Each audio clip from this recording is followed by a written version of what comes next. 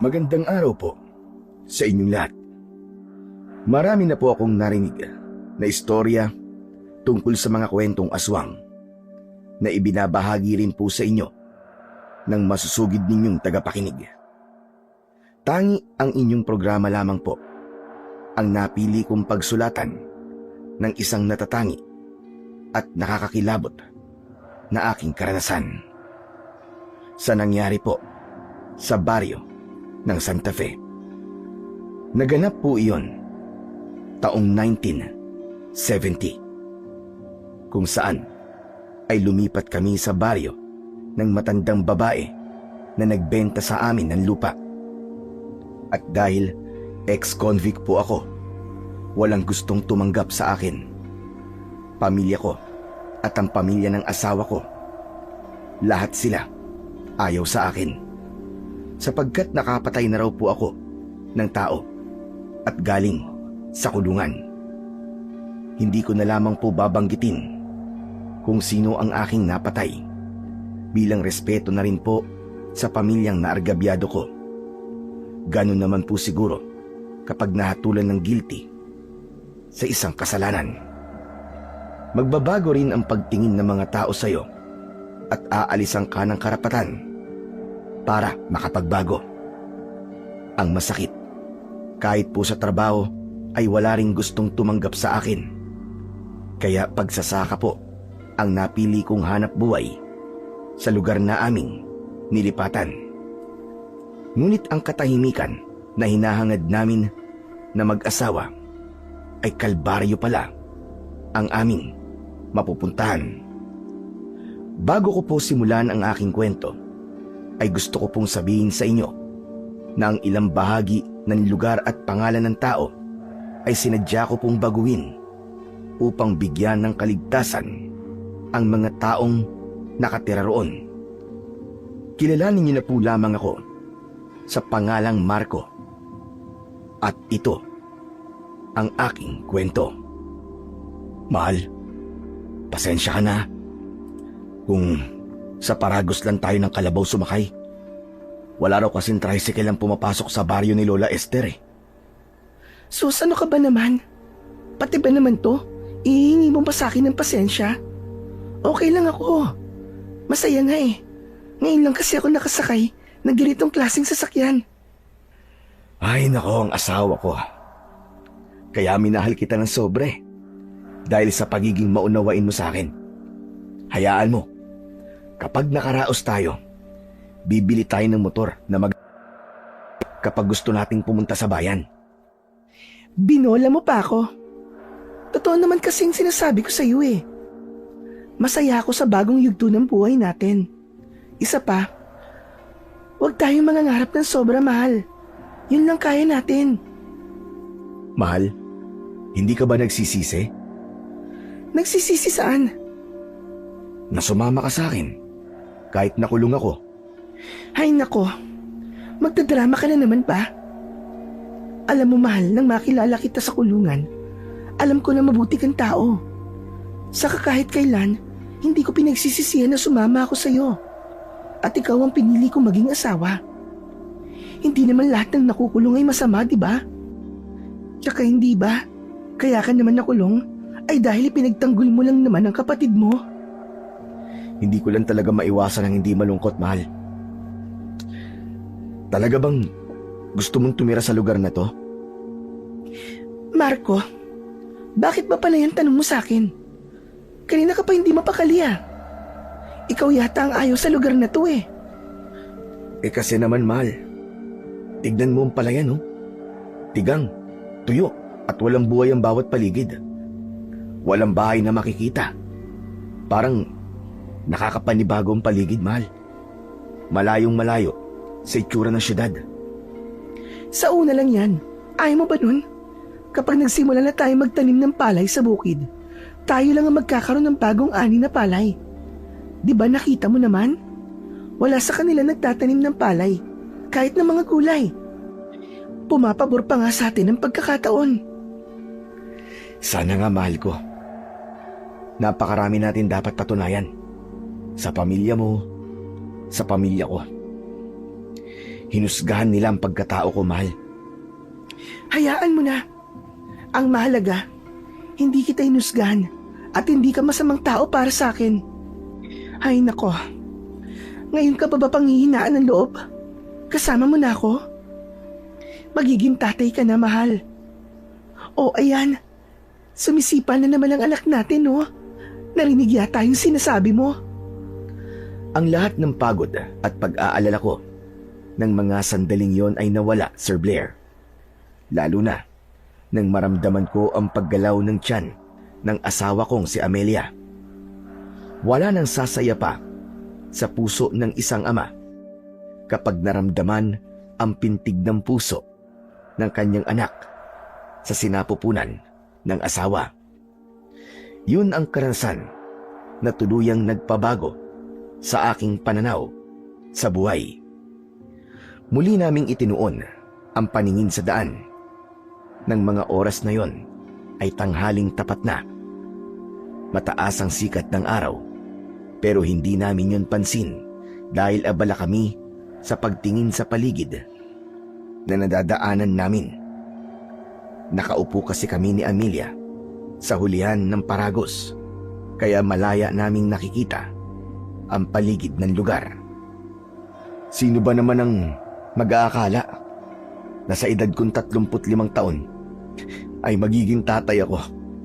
Akala ko nun tatanda na ako ng binata Sus, bakit ikaw lang ba? Ako rin naman 28 taong gulang na ako. Bago binayayaan ng anak. Pero pakiramdam ko, Daisy pa rin ako. Ha? Anong Daisy? Daisy 8. Hindi ko napigilan ang hindi matawa sa biro na yon ni Amelia. Akala ko talaga niloko niya ako sa edad, kaya nahalikan ko siya sa kanyang kamay. At sa pagtungo ko, biglang gumewang ang gulong ng paragos. Napansin namin na nasagasaan ng gulong nito ang isang kalansay ng kalabaw. Bumakas ang takot sa mukha ng aking asawa dahil sa labis na gulat. Kaya naman, agad ko siyang niyakap ng maigpit at tinakluban ang kanyang mga mata. Humingi naman ng pasensya sa amin ang lalaking nakasakay sa ibabaw ng kalabaw na siyang may hawak sa tali noon. Salamat na lang talaga sa lalaki na yon dahil libre niya kaming pinasakay sa kanyang paragos. Ang paragos ay ang karitong hila-hila ng kalabaw na madalas na ginagamit ng mga magsasaka para maghatid ng kalakal sa malayong lugar. At dahil natakot ang asawa ko, sinikap kong pakalmahin ang loob niya. Huwag kang matakot, mahal. Marami raw talagang namatay na hayop sa lugar na to dahil bihira raw umulan Walang mainom na tubig at namatay ang mga damo na pinagkukunan nila ng pagkain. Pero sana naman, ibinaon nila yung patay na kalabaw bilang pagpapahalaga nila sa buhay ng hayop na minsang naging katulong nila sa pagtatrabaho nang hindi naman pakalat-kalat sa daan. Hayaan mo na. Huwag ka na magalit. Natakot ka ba? Medyo lang naman. Nagulat lang talaga ako. Tsaka, yung amoy ng katawan ng kalabaw, amoy bulok. Para ka namang ewan. May mabango ba naman na patay na hayop?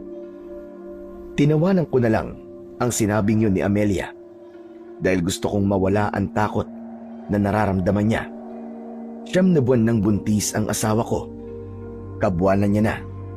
Pero nagiging sensitibo pa rin siya sa mabahong amoy sa kanyang paligid. Ilang linggo na lang ay makikita ko na ang unang anak namin ni Amelia. Ganon daw talaga kapag nanganganay. Minsan lumalampas daw ng 6 na araw bago manganak. Kaya lahat ng paraan sa pag-iingat ko sa mag-ina ko ay ginawa ko. Kulang na lang, buhatin ko siya para wag lang siyang mapagod sa paglalakad. Habang hawak ko ang kamay ni Amelia, ay napasulyap ako sa alaga naming aso na si Pulgoso. Panay ang linga ng hayop sa paligid na para bang hindi napapakali. Tignan mo nga si Pulgoso, oh. Parang ayaw niya sa lugar na to. Ano ka ba naman, Amelia? Pati ba naman si Pulgoso napapansin mo pa?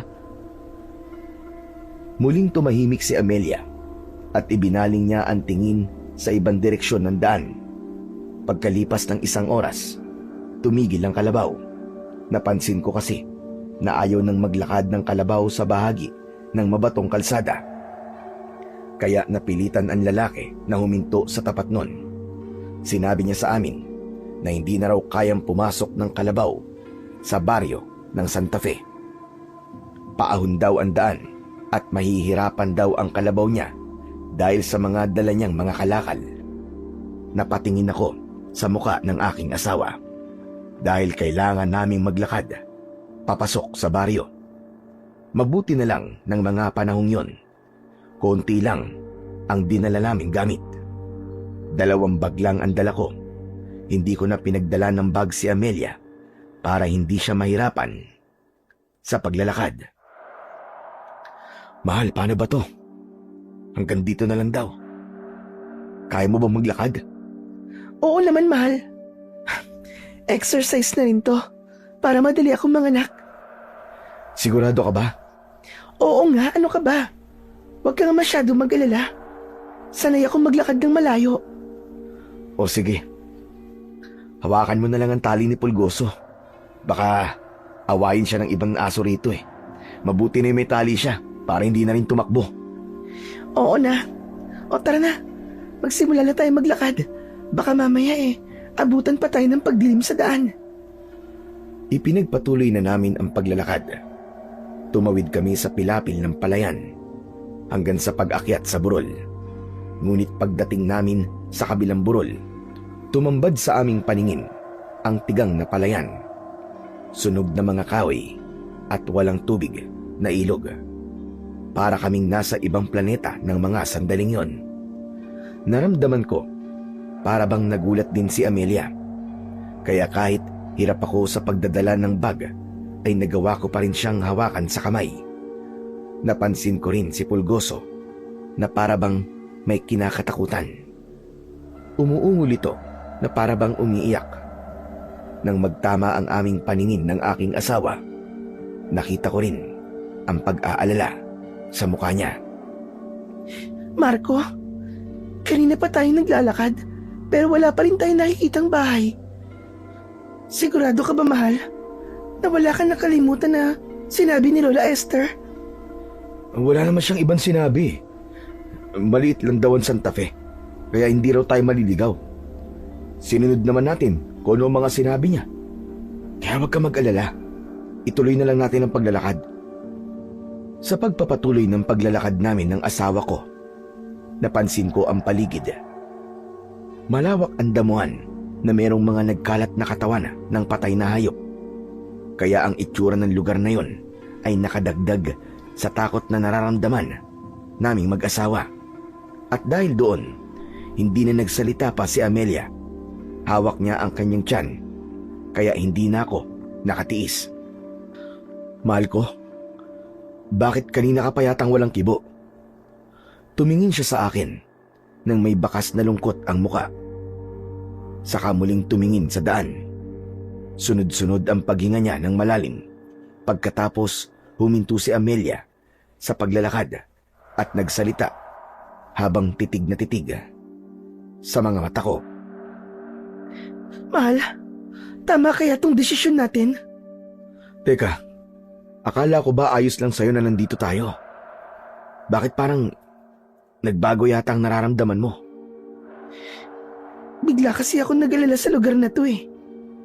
Kaya hindi ko alam kung tama ba ang desisyon natin na dito tayo tumira. Tama ang desisyon natin, mahal. Walang mangyayari sa atin kung doon tayo titira sa magulang mo. Alam mo naman, di ba?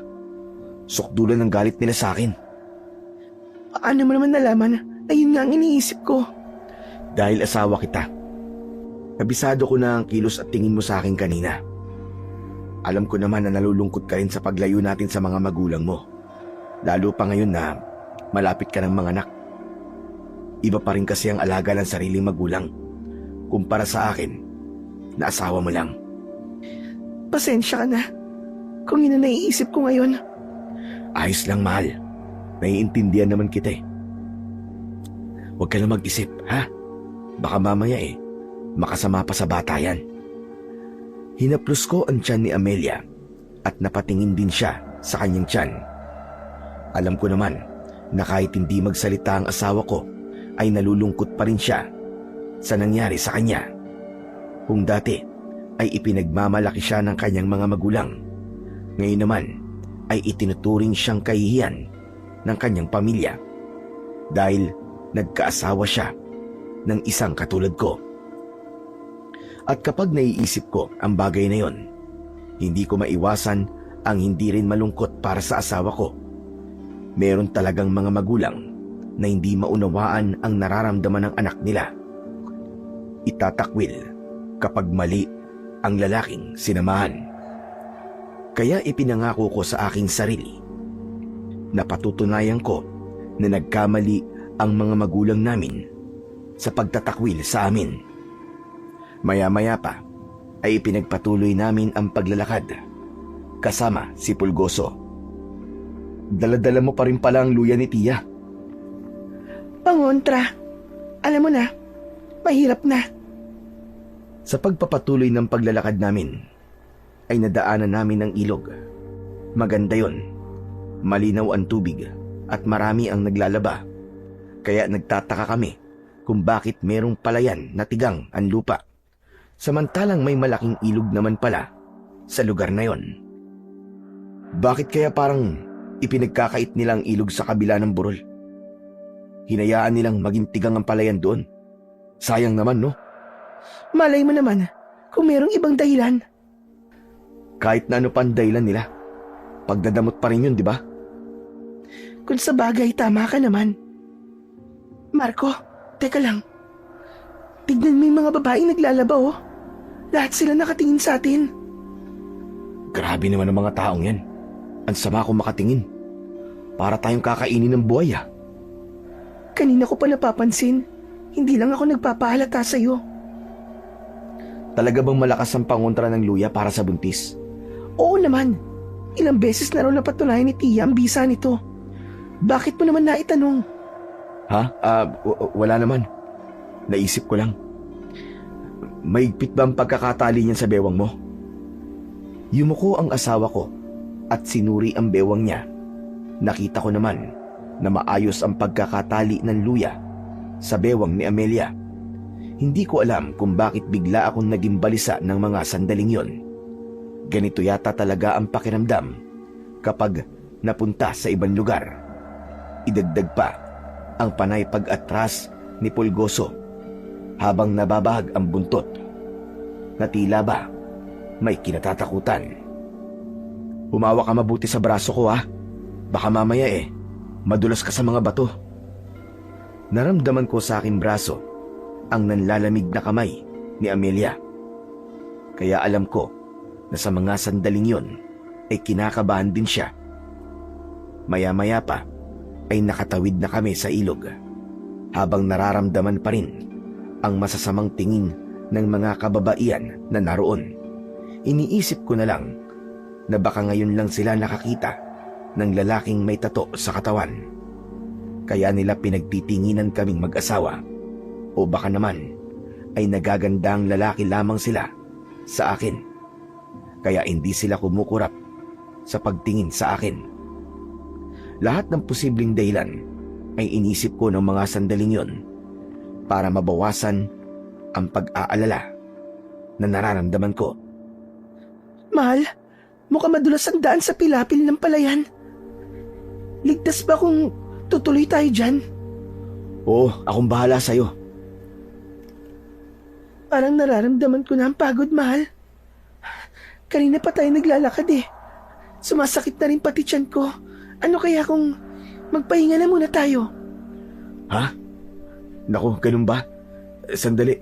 Hahanap muna tayo ng puno na pwede nating masilungan. Inilinga ko ang paningin ko sa paligid ng lugar.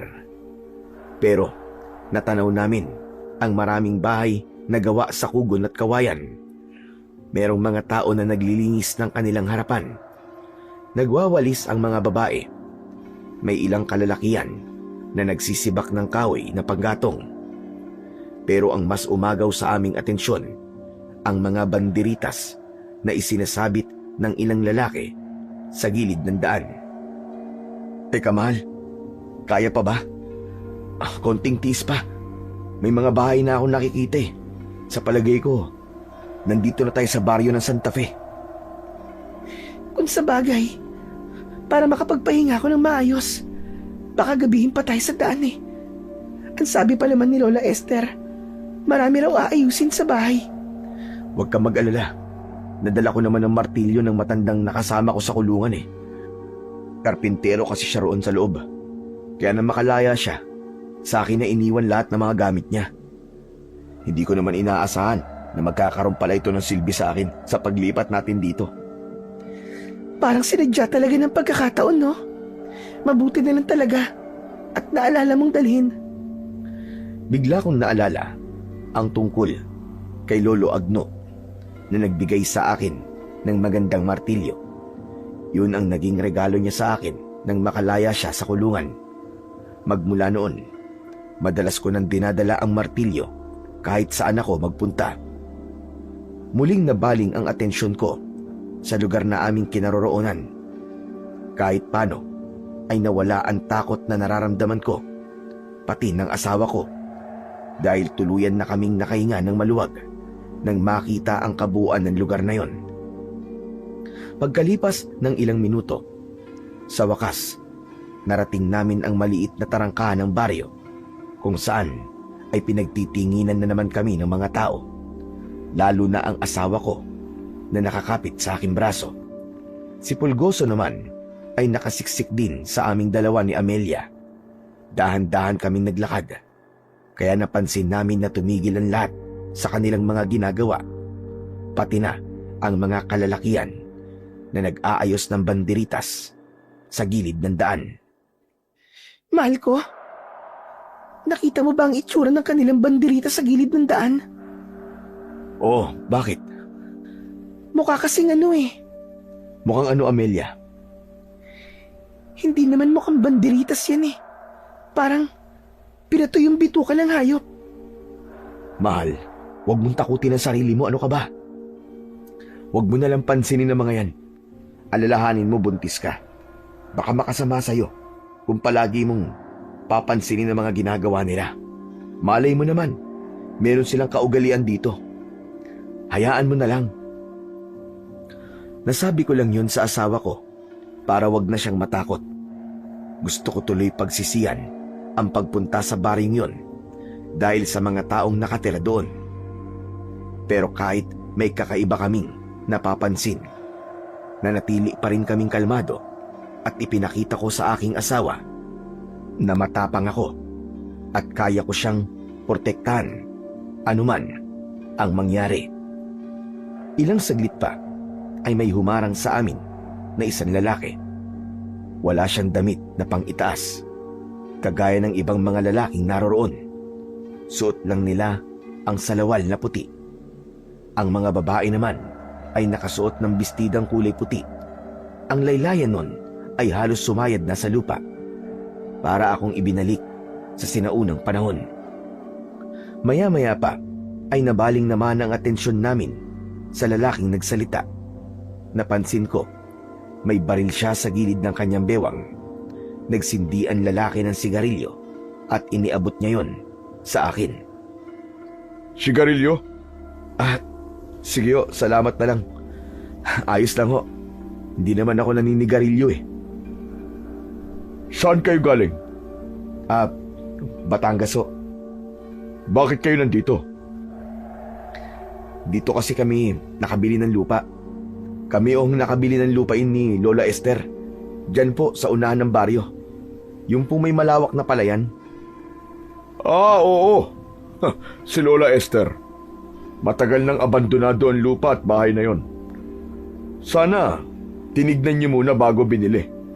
Mukha kasing marami kayong aayusin dun eh. Ayos lang ho. Marunong naman po akong magkarpintero eh. Napansin ko kagad na hindi nakatingin sa akin ang lalaki kundi sa tiyan ng asawa ko. Biglang bumundol ang kaba ko. Naramdaman din ni Amelia ang kakaibang tingin ng lalaki sa kanya. Kaya mas sumiksik siya sa akin. Naisip ko na lang na baka ganun lang talaga sila kung makatingin. Dahil maganda at kakaiba ang suot namin na damit kumpara sa kanilang mga kasuotan. Maya-maya pa ay muling nakipag-usap sa akin ang lalaki na para bang umaasta siyang matagal na kaming kakilala. Habang hindi pa rin niya inaalis ang tingin sa tiyan ng asawa ko. Mas hinihigpitan ko ang pagkapit sa kamay ng asawa ko. Kulang na lang ay magtago siya sa likod ko. Saka ko lang naman napansin na may bahid ng dugo ang balat ng lalaki. Kaya pala naaamoy ko ang malansang singaw ng katawan niya. Hindi naman yun nakaligtas sa kaharap ko. Nahuli niya akong nakatingin sa balat niya. Eto ba? Nako, pasensya na kayo. Malansa katawan ko eh. Paano? Nagkatay kami ng baboy kanina. May konti kasi kaming pagsasalo mamayang gabi. Kaya minamadali namin ang pag-aayos sa mga banderitas. Kaya hindi ko napansin na marumi pala ang katawan ko. Ano po ba ang okasyon? Konting salo-salo lang ng pamilya. Halos lahat kaming nakatira rito magkakamag-anak. Walang iba rito, maliban sa inyong mag-asawa. Magtatanong pa sana ako sa lalaki nang maramdaman ko ang kamay ni Amelia sa braso ko na para bang hinihilan niya na ako para umalis sa lugar na yon. At teka, matanong ko lang, saan ba kayo sa Batangas? Trapeche po. Alam ko yun. Taniman ng mga tubo at puting rosas. Matagal na po naubos ang mga pananim doon. Nagsindi ang lalaki ng sigarilyo habang pakalug-kalug ang ulo dahil sumasang-ayon siya sa sinasabi ko. Si Amelia naman, kanina pang walang imik habang nakakapit pa rin sa aking braso. Ganun talaga kapag nasa ibang lugar, kailangan makisama, lalo na sa mga tao na nakatira doon. Kailangang hindi sila tatalikuran kapag nakikipag-usap. Yun ang pagpapakita ng respeto at pakikisama sa mga tao sa baryo. Ako nga pala si Natoy. Ako ang namumuno sa baryo na to. Kapag may problema, magsabi lang kayo at ako na ang bahalang umayos. Kaya kung kailangan nyo ng tulong ko, huwag kayong mahihiyang magsabi. Salamat po, Mang Natoy. Dito walang problema. Tahimik ang lugar namin at malulusog ang mga tanim. Kaya lang, noong nakaraang buwan, nagkaroon ng epidemya eh. Epidemya? 20 bata ang namatay. Hindi namin alam kung bakit. Wala makapagpaliwanag, kaya sinunog na lang namin ang mga bangkay nila. Sabay hit-hit ni Mang Natoy ng sigarilyo niya habang nakatungo. Hindi siya tumitingin sa aming mag-asawa, pero ramdam ko ang panginginig sa kamay ni Amelia. Humihigpit ang pagkapit niya sa braso ko. Naaplos ni Amelia ang kanyang tiyan dahil nag-aalala siya para sa kaligtasan ng aming anak. Alam ko na natatakot na ang asawa ko, kaya hinawakan ko ang kanyang kamay saka pinisil ng maraan. Tumingin siya sa akin, pero dahil nakamasid sa amin si Mang Natoy, parang nabasa niya kung ano ang iniisip namin. Huwag kayong mag-alala. Ligtas ang asawa at anak mo rito. Tila nararamdaman din ng aming kaharap ang takot na nararamdaman ng aking asawa. Napansin ko naman na para bang kakaiba ang suot na kwintas ni Mang Natoy. Magtatanong pa sana ako nang biglang lumitaw ang isang batang lalaki. May kapansanan siya. Hati ang kanyang labi hanggang sa ilong. Pero napansin ko na para bang sinadya yun at hiniwa ng tanim. Nawala lang ang atensyon ko sa batang yumayakap kay Mang Natoy nang biglang hawakan ng bata ang tiyan ni Amelia. Pasimple kong hinila ang aking asawa papunta sa likod ko, pero hindi tumigil ang bata sa paghipo sa tiyan niya. Dala ng takot ay nagyaya na si Amelia sa akin. Marco, hindi pa ba tayo aalis? Napapagod na ako eh. Ang sakit na ng binti ko. Oo, aalis na tayo. Huwag na kayo mag-alala mag-asawa. Tapos naman na ang epidemya. Lalaki na malusog ang anak niyo rito. Siya nga pala. Ito ang anak ko, si Kiko. Mahilig talaga siya sa buntis. Kasi gusto niya na magkaroon ng kapatid. Kaya po pala ganyan siya. Mang Natoy, paano po ang bibig niya? Yun ba? Nataga ko. Napagkamalan ko kasing aswang nang minsang malasing ako. Akala ko talaga napatay ko nga eh. Mabuti na lang at nakaligtas ang anak ko. Nagulat ako sa sinabing yun ni Mang Natoy. Tumayo ang mga balahibo ko sa katawan habang pinagmamasdan ko ang paghaplos niya sa ulo ng anak. Patuloy pa rin ang bata sa paghipo sa tiyan ng asawa ko. Kaya sinaway na siya ni Mang Natoy. Hoy, ano ka ba? Baka mamaya masaktan si... teka, ano nga ba ang pangalan niyo mag-asawa? Ako po si Marco. Ang asawa ko naman po, si Amelia. Pasensya na kayong dalawa sa anak ko, ha? Hoy, ano ka ba, anak? Tigilan mo na nga yan, halika nga rito. Baka mamaya ay masaktan ang anak ni Amelia. Hinawakan ni Mang Natoy ang kamay ng anak. Saka muling tumingin sa aming mag-asawa. Bakas sa mukha nito ang labis na hiya. Huwag ka na magulo, Kiko. Bumalik ka na sa bahay. Nag-uusap pa kami ng bisita natin eh. Nanggugulo ka rito. Pero dahil hindi maawat ang bata sa paghawak sa kamay ni Amelia, pinalo ni Mang Natoy ang kamay ng bata sa harap namin. Saka sinabunutan ng buhok. Kaya nagpaalam na rin kami ng aking asawa. Sige po, mauna na po kami. Hindi ko na hinintay na magsalita si Mang Natoy. Mabilis namin siyang tinalikuran at naglakad ng maraan. Kahit hindi ko sila tignan, alam ko nararamdaman ko. Nakatingin sila sa amin. Lalong-lalo na sa asawa kong si Amelia. Saka ko lang napansin ang naluluwang mga mata ng aking asawa. Akala ko, hindi pa tayo aalis dun eh. Kapag napapakwento ka talaga, limot mo na ang totoong sadya natin sa lugar na to. Nakakainis ka. Kanina pa kita hinihila eh. Pambihira ka talaga, oo. Sandali lang, ang puso mo naman. Galit ka na naman kaagad. Makakasama sa anak natin yan eh. Ikaw naman kasi, nakita mo na nga na halos haluin na ng batang yun ang tiyan ko. Kontento ka pa rin sa pakikipag-usap sa lalaking yun. Oo, naaawat na. Huwag ka na magalit, mahal. Pasensya ka na talaga. Hindi ko lang talaga maiwasan si Mang Natoy kasi mabuti naman yung pakikitungo niya sa atin eh. Kaya huwag ka na magalit. Hayaan mo at sa susunod, iiwasan na lang natin yung bata. At si Mang Natoy kung gusto mo. Ayos ba yun? Akala ko, pagtapos naming mapansin ang kakaibang lugar na yon sa bakuran ni Mang Natoy, ay tapos na ang takot na mararamdaman namin ni Amelia. Pero, nagkamali ako. Nadaanan namin ang ilang pangkat ng mga kababaihan na nakasuot ng kulay itim na bestida. Magulo ang kanilang buhok at ang paraan ng kanilang pag-iyak ay parang alulong ng aso. Kaya si Pulgoso naman ang naging balisa ng oras na yon. Tinahulan niya ang mga babaeng walang tigil sa pagyuko sa lupa. Diyos ko naman, ano bang klaseng lugar to? Parang gusto ko na yatang magsisi na nagpunta tayo rito, Marco. Huwag kang mag-alala. Baka naman nagluluksa lamang sila. Mukha naman silang namatayan ng mahal sa buhay. Hindi ba't nabanggit ni Mang Natoy na marami ang namatay na bata sa baryong to?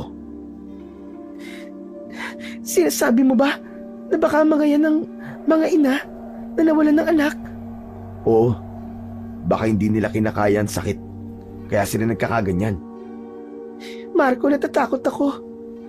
Natatakot ako para sa kaligtasan natin at ng anak natin. Ano ka ba naman? Walang mangyayari sa atin at sa anak natin. Hinding-hindi ko yung papayagan. Upang mabawasan ang takot na nararamdaman ng asawa ko, niyakap ko siya ng maigpit. Saka lang namin napansin na sementeryo pala ang lugar na yon dahil sa mga krus na nakabaon sa lupa. Kaya kahit papano, nabawasan ang pangamba ko dahil hindi sila takot sa krus. Ibig sabihin lang nun ay hindi sila mga aswang. Alam kong nakita rin yun ng asawa ko, kaya kahit papano ay naging kalmado rin siya. Ipinagpatuloy namin ang paglalakad at hindi nagtagal ay bumungad sa amin ang isang lumang bahay na may mga puno sa palibot. Ibinaba ko ang dala kong mga bag, saka humarap sa aking asawa. Dito na tayo titira, Amelia. O ano? Maganda naman ang bahay, di ba? Maganda nga, pero kakaiba naman ang lugar. O akala ko ba gusto mo rito? Hindi na ngayon, Marco. Pagkatapos ko makita ang mga taong nakatira rito, gusto ko ng pagsisiyan ng pagsama sa iyo rito. Ano ka ba naman, Amelia? Akala ko ba nagkasundo na tayo? Yun din ang akala ko eh. Huwag mo na munang husgahan ng lugar na to. Subukan na muna nating kahit 2 araw lang. Kapag hindi talaga pwede, abay di, babalik na tayo ng Batangas. Isang malalim na buntong hininga ang itinugon lang sa akin ni Amelia. Hindi niya ako kinausap. Basta siyang pumasok sa loob ng bahay at nag-ayos ng mga gamit. Hinayaan ko na lang siya dahil hanggat maaari, ayaw ko nang may pinagtatalunan kaming mag-asawa para hindi na lumaki ang gulo. Hinayaan ko muna siya na mag-isa. Ako naman ay naghanda ng mga kakailanganin sa pagpapanday ng sira sa bahay. Pagkatapos kong ayusin ang gamit, ay umakyat na ako sa bubong. Inayos ko na rin ang bubong. Pagkatapos ay isinunod ko naman ang mga sirang dingding. Sinigurado ko na maganda ang pagkakagawa ko nun at natutunan ko rin naman yon kay Lolo Agno. Kahit hindi ko nakikita si Amelia, alam ko na hawak niya ngayon ng santo na may tinik sa ulo o ribulto ng Panginoon. Katoliko po kasi kami at yun ang aming paniniwala. Ako naman po, simula nang makulong, alam ko na nagkulang na rin po ako sa pananampalataya sa Panginoon. Hindi na po ako madalas na tumatawag sa Kanya o manalangin man lang kahit ilang saglit lang. Katwiran ko ng mga sandaling yon. Basta alam ko na may Diyos ay sapat na yon. Nang matapos ako sa pagkakarpintero, ay muli ko yung pinagmasdan. Ayos na to. Pwede na akong pumasok sa loob. Paglinga ko sa paligid, ay napansin ko ang asong si Pulgoso. Panay ang pagtahol niya sa harap ng kakauyan na malapit sa aming bahay. Para bang may nakikita ito na hindi nakikita ng ordinaryong tao. Nilapitan ko ang alaga kong hayop, sakay nawakan ng kanyang likod. Itinali ko muna siya sa hagdan bago ako tuluyang umakyat sa itaas ng bahay. Pagpasok ko sa loob, nakadisplay na ang mga santo sa tapat ng pintuan. At dahil malapit ng dumilim ng mga sandaling yon, meron na yung kandila. Hinanap ng aking mga mata si Amelia at nakita ko na siya na hinihimas niya ang kanyang tiyan. Baka sa mukha niya ang sakit na para bang nahihirapan siya sa kanyang tiyan. Napansin ko rin na butil-butil ang pawis niya sa noo. Nilapitan ko siya at hinawakan ang kanyang tiyan. Mahal ko, ano ba nangyayari sa'yo? Masakit na masakit ang tiyan ko, Marco. Nagsimula lang to nang hawakan ng batang yun ang tiyan ko. Ganun ba? Sandali lang at may dinala yata ako ditong bote ng langis. Hahaplasan ko ang tiyan mo. Agad akong naggalungkat ng bote ng langis sa loob ng bag ko. Nang makita ko yon, ay agad kong inihaplas sa tiyan ng asawa ko. Matigas yun, kaya napatingin ako sa kanya. Mahal, hindi naman kaya manganganak ka na? Hindi pa ako manganganak. Wala pa namang lumalabas sa akin eh.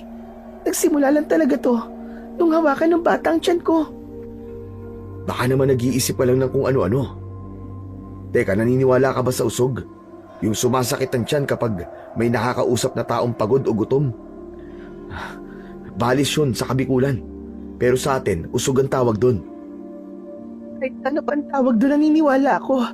Kasi kanina naman, ayos pa ang pakiramdam ko eh. Simula nung makausap natin na magkabang yun, sumakit na ang tiyan ko. Baka nauusog na ako, Marco. O sige, ganito na lang. Kapag hindi nawala ang sakit ng tiyan mo, sa langis na inilagay ko, maghahanap tayo ng albularyo sa lugar na to at ipapagamot kita. Tumango ang asawa ko sa sinabi ko, habang himas pa rin niya ang kanyang tiyan. Nakangiwi ang mukha niya na lalong nagbigay sa akin ng labis na pag-aalala. Bakit hindi ko naisip yun? Sana, inuna ko na muna na maghanap ng albularyo bago ako nagkarpintero. Kahit naman magsisi ako ng mga sandaling yon, huli na. Nangyari na yon sa asawa ko. Pagsapit ng gabi, hindi pa rin humihiga sa katre si Amelia. Kaya bumangon na rin ako. Mahal, kumusta na ang pakiramdam mo? Masakit pa ba tiyan mo? Oo eh, ayaw talagang mawala. Ang sakit talaga, Marco. Sige na, maganda ka na. Maghahanap tayo ng albularyo. Magtatanong-tanong ako sa mga tao rito. Baka may alam silang manggagamot. Pero Marco, gabi na eh. Kesa naman magtiis ka dyan buong magdamag. Baka kung ano na yan eh. Inalalayan kong tumayo si Amelia at binihisan ko siya ng damit. Saka pinag-jacket ko na rin. Dinala ko ang lumang gasera at itak na madalas kong ginagamit. Itinago ko yun sa aking likod.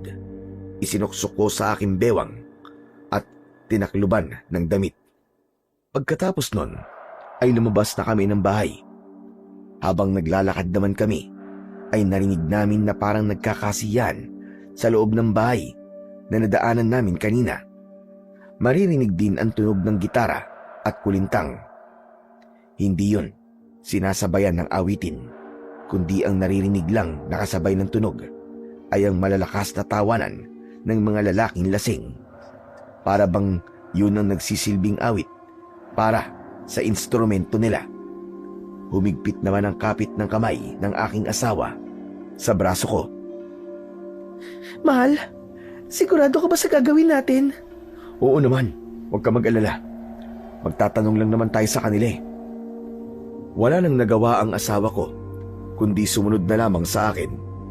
Dahil nakikita ko naman na sobra na siyang nasasaktan sa kanyang tiyan. Kaya naman, mahigpit ko siyang inakbayan habang naglalakad. Pagpasok namin sa pintuan ng malaking bahay, nakita namin ang maraming tao. Lahat sila ay walang suot na pang-itaas na damit. Nagkakasiyahan sila na para bang meron silang sariling mundo. Agaw pansin din sa amin ang isang matandang babae. Hawak ang isang instrumentong kung tawagin ay kulintang. Nung una ay hindi ko alam ang ibig sabihin ng instrumentong yun. Pero nang marinig ko ang tunog nun, para bang inuutusan nun ang mga taong naroroon na manahimik. Hindi na lang namin sila pinansin dahil baka mas lalo lamang kaming magtawag ng atensyon. Hanggang sa makita ko ang isang matandang lalaki. Bulag siya at sunog ang kanyang muka. Kinilabutan ako dahil para siyang naaagnas na bangkay. Sobra talaga ang takot na idinulot ng mga tao na yon sa aming mag-asawa. Kaya kahit ganun ang nararamdaman ko, nanatili akong matatag para sa asawa kong si Amelia. Tatang, tanong lang po, meron po bang manggagamot dito? Hindi sumagot ang matandang nakatayo sa harap ng lamesa. Hawak ng matanda ang bote ng alak at bigla siyang natigilan. Nang hindi sumagot ang matanda, narinig ko ang boses ng matandang babae sa gilid ng bahay. Ibinaba niya ang kulintang at masamang tumingin sa amin. Wala na. Wala nang manggagamot sa baryong ito. Napatitig ako sa matandang babae nang magsalita siya ng ganun. Habang nakatingin siya sa asawa ko, kakaiba ang kanyang mga mata. Pati ang maitim niyang labi. Hulubot ang kanyang muka at magulo ang kanyang buhok. Sa tingin ko, siya ang namumuno sa lugar na yon. Mas lalong natahimik ang buong bahay na yon, na kung susuriin ay parang bahay aliwan. Lahat ng mga taong naroroon nakatingin lang sa amin ng seryoso. Maya-maya pa ay lumapit sa amin ng pamilyar na lalaki. Si Mang Natoy, mukhang nakainom na siya dahil medyo pasuray-suray na ang kanyang paglalakad. Oh, kayo pala. Kumusta kayo mag-asawa sa bahay na nilipatan nyo? Ayos lang po. Naghahanap lang po kami ng manggagamot. Aba bakit? Sumasakit ba ang tiyan ni Amelia? Hindi ko inaasahan na bigla niyang hahawakan ng tiyan ng aking asawa. Sa una ay hinayaan ko siya dahil baka nagmamalasakit lang siya sa amin. Ano ba masakit sa iyo, Amelia? Masakit ba ang tiyan mo? Hindi inalis ni Mang Natoy ang kanyang kamay sa tiyan ng asawa ko at halata ko naman na hindi komportable si Amelia sa ginagawa niya na yon kay Mang Natoy. Kaya tinabig ko ang kanyang kamay. Oh, bakit? Huwag niyo po siyang hahawakan. Bakit naman? Inaalam ko lang naman kung masakit talaga ang tiyan niya. Nagmamalasakit lang naman ako sa kanya. Ang damot mo naman. Hindi ko nagustuhan ang kanyang mga sinabi. Kaya nang muli niyang hahawakan ng tiyan ng aking asawa, malakas ko nang tinabig ang kanyang kamay. Nagsipagtayuan din ang mga kamag-anak niyang naroroon, habang ang matandang babae ay nakatingin sa amin at nanatiling nakaupo sa bangko. Ang matandang lalaki naman, na may sunog ang muka at bulag, ay lumapit sa may pintuan. Nagkatinginan kami ni Mang Natoy habang hawak ko pa rin ang kanyang kamay. Ano? Hindi mo ba bibitiwan ang kamay ko? Dahil hindi ko binitiwan ang kamay ni Mang Natoy, malakas niyang hinila ang kamay niya mula sa pagkakahawak ko at agad niya akong sinuntok sa aking muka. Kasunod nun, sinakal niya ako. Naramdaman ko ang magaspang niyang mga kamay. Bumaon ang kuko niya sa leeg ko. Dahil dun, natakot ng gusto si Amelia. Marco! Mang Natoy, ano ba? Bitiwan niyo po ang asawa ko! Pero hindi pinakinggan ni Mang Natoy si Amelia. Naramdaman ko na lang ng mga sandaling yon. Umangat ang paa ko sa sahig. Kaya mas lalong lumakas ang sigaw ng asawa ko. Kaya naman, tinabig ko ang kamay niya at malakas ko siyang sinuntok sa panga. Nabaling ang mukha niya sa kanan. Dahil sa nangyari, nagsilapitan sa amin ang mga kamag-anak ni Mang Natoy. Kaya naman, nakaganti ng suntok sa akin ang lalaki. Sa pagkakataong yon, muli niya akong sinakal sa leeg at iniuntog niya ako sa dingding. Kakaiba ang lakas niya dahil nagawa niya akong maiangat gamit ang isang kamay lang niya. Ikaw na nga tinutulungan. Ang yabang mo pa! Marco! Marco! Dayo lang kayo dito ah. Kung makaasta ka, kala mo may ibubuga ka. Ika! Tama na yan! Pauwiin niyo na sila! Bigla kong naramdaman ang pagluwag ng kamay ni Mang Natoy sa aking leeg. Kasunod ng pagsalita ng matandang babae. Umuwi na kayo. Buntis siya. Hindi siya dapat natatakot. Habang nagsasalita ang matandang babae, nakatingin siya sa tiyan ng aking asawa. Saka lang ako tuluyang pinakawalan ni Mang Natoy. Para bang batas sa lugar na yon ang utos ng matandang babae. At si Mang Natoy naman, ang matapang na tauhan ng matanda. Pero ang matandang lalaki kanina na pumigil kay Mang Natoy, sa kanya ako naiwagaan. Hindi siya katulad ng mga taong naroroon. Iniligtas niya ako sa kamay ni Mang Natoy. Sa pagkakataong yon, pinili naming umalis dahil nag-aalala ako sa kaligtasan ng asawa ko. Pero kung nagkataon na wala akong inaalala, sinisigurado ko na mapapatay ko silang lahat. Yun ang isang bahagi ng aking pagkatao na hindi ko maaaring ipagsabi kahit na kanino. Iba akong magalit dahil hindi ko kayang kontrolin ang galit ko. Hindi ako natatakot pumatay ng tao, lalo na kapag alam kong nasa tama ako. Ayoko nang inaargabyado ako. Mula sa pagkabata, laman na ako ng gulo. Madalas akong napapaaway. Kaya naman, ang nangyari ngayon ay pangkaraniwan na lamang sa akin. Nagbago lang ako nang makilala ko at maging asawa si Amelia. Pero kapag siya na ang masasaktan, hindi ako magdadalawang isip na pumatay para sa aking pamilya. Pagdating namin sa bahay, napansin ko na nanginginig ang katawan ni Amelia dahil sa takot. Nakaupo siya sa bangko sa harap ng lamesa. Sa ibabaw naman nun ang isang gasera. Mahal, patawarin mo ko ha. Kung nangyari yun sa harap mo kanina. Hindi nagsalita si Amelia, para bang hindi niya makalimutan ang mga nangyari kanina. Kaya kumuha na lang ako ng dilata para maghanda ng pagkain. Nagutom ako sa suntok ni Mang Natoy. Pero syempre, kailangan kong baliwalain ang sakit para hindi na mag-alala ang asawa ko. Sa maghapon na yon, hanggang hating gabi, parang ang dami nang nangyari sa amin. Pero nang mapansin ko na hindi pa rin siya nagsasalita, ay tinanong ko na ang asawa ko. Oh, mahal, ano na naman bang iniisip mo? Gusto ko nang umuwi kina inay sa Batangas. Natigilan ako at binitiwan ang kutsilyong hawak ko na ibubukas ko sana sa delata. Tumalikod ako sa kanya. Bigla akong nakaramdam ng sakit dahil sa sinabing yon ng asawa ko. Hindi tayo babalik sa Batangas at walang aalis. Hindi tayo aalis dito. Tumayo si Amelia at lumapit siya sa akin. Naramdaman ko ang malamig niyang kamay sa aking braso habang nakatalikod pa rin ako sa kanya. Marco, ano ka ba? Bulag ka ba? O naglalakas-lakasan ka lang ng loob?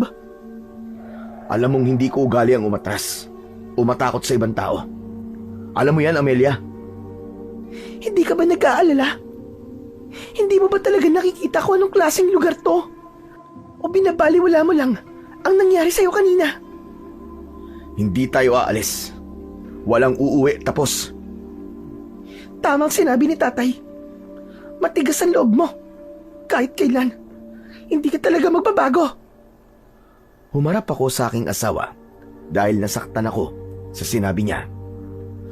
Alam mo, nagbago ako para sa'yo, Amelia. At kahit kailan, huwag mo akong sisisihin na para bang ako lang ang may kasalanan.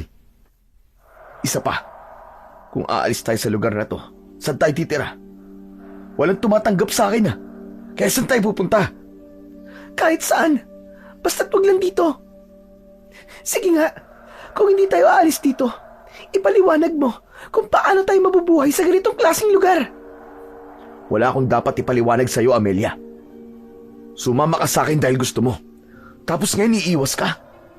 Bigla kang magyayaya para umalis dito. Dahil natatakot ako rito, Marco. Natatakot ako sa mga mangyayari sa atin dito. Pati sa magiging anak natin. Pakiramdam ko, hindi tayo ligtas sa lugar na to. Walang mangyayari sa atin dito. Paninindigan kita. Poprotektahan kita. Kayo na magiging anak natin. Hinaplos ko ang kanyang pisngi para pigilan siya na wag na kaming umalis sa lugar na yon. Nag-aalala rin naman ako sa maaaring mangyari. Pero alam ko sa sarili ko nun na maipagtatanggol ko sila kahit kanino. Hindi ko lang kayang magpakita ng kaduwagan sa iba. Hindi ko hahayaan na tapakan nila ang pagkatao ko. Nang mga oras na yon, pilit kong pinapaniwala ang aking sarili na hindi masamang tao ang mga nakatira sa baring yon. Hindi ako naniniwala sa nararamdaman ng asawa ko kahit may minsan na naguguluhan na rin ako. Pero dahil sa walang tumanggap sa akin sa syudad, kaya nagpipilit pa rin akong tumira sa baryo ng Santa Fe. Sa pagpapatuloy ng pag-uusap naming mag-asawa, ay hinikayat ko siya na manatili sa bahay na yon. Amelia, mas makabubuti Nakalimutan mo na lang ang mga nangyari kanina. Habang nag-uusap kami ng asawa ko, biglang nag-ingay si Pulgoso. Kasunod ng paglagabog ng aming pintuan. Hindi yun simpleng katok lang, parang nagmula yun sa kamao. Kasabay ng ingay na yun, ang tunog naman ng kulintang sa labas ng aming bakuran. Biglang nanahimik si Pulgoso, kaya naman dinampot ko ang kutsilyo at itinago ko yun sa aking likod. Bumukas naman ang takot sa muka ng aking asawa. Dito ka muna, Amelia. Huwag kang lalabas.